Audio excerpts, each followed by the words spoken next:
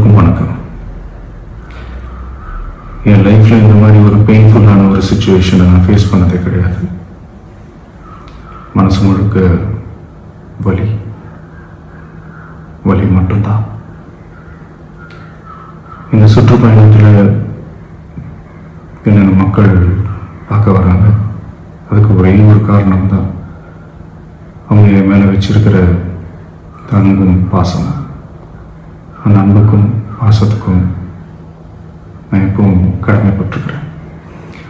அதனால தான் இந்த சுற்றுப்பயணத்தில் மற்ற எல்லா விஷயங்களையும் தாண்டி மக்களோட சேஃப்டி, அதில் எந்த காம்ப்ரமைஸும் பண்ணிடக்கூடாதுன்றதுக்காக தான் அது என் மனசில் ரொம்ப ஆழமாக இருக்கும் அந்த எண்ணம்.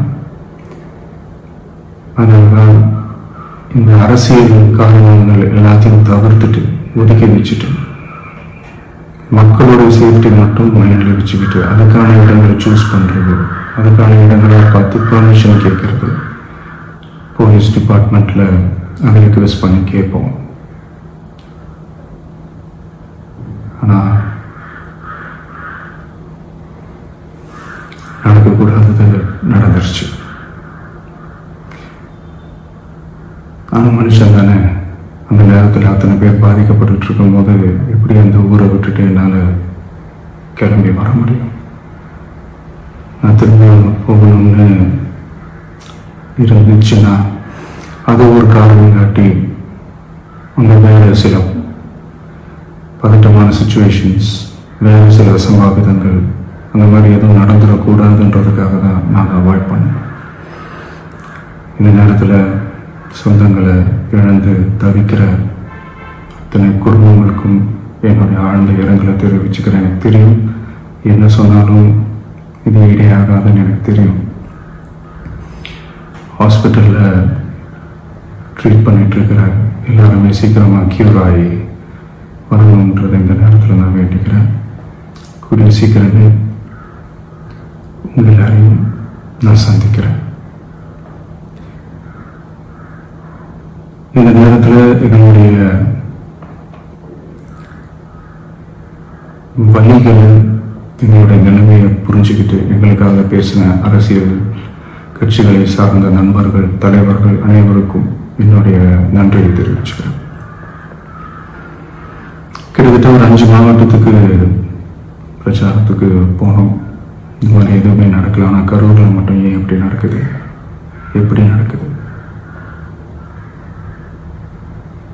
மக்களுக்கு எல்லா உண்மையும் தெரியும். மக்கள் எல்லாத்தையும் பார்த்துக்கிட்டு இருக்கிறாங்க.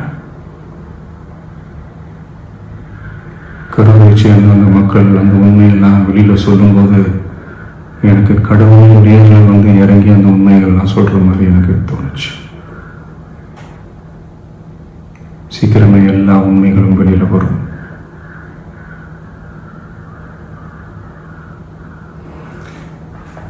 எங்களுக்கு தரப்பட்ட இடத்துல நாங்கள் போய் அந்த ஸ்பாட்டில் நின்று நாங்கள் பேசிட்டு வந்தோம். அதை தாண்டி எந்த தவறும் எங்கள் சைடில் நாங்கள் எதுவுமே செய்யலை.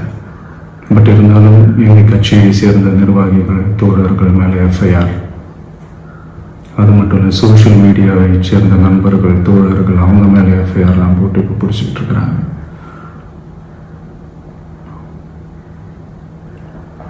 சிஎம் சார், உங்களுக்கு ஏதாவது இந்த பழி வாங்கணும் அப்படின்ற எண்ணம் ஏதாவது இருந்துச்சுன்னா என்ன வேணாலும் பண்ணுங்க. அவங்க மேலே கை வைக்காதீங்க.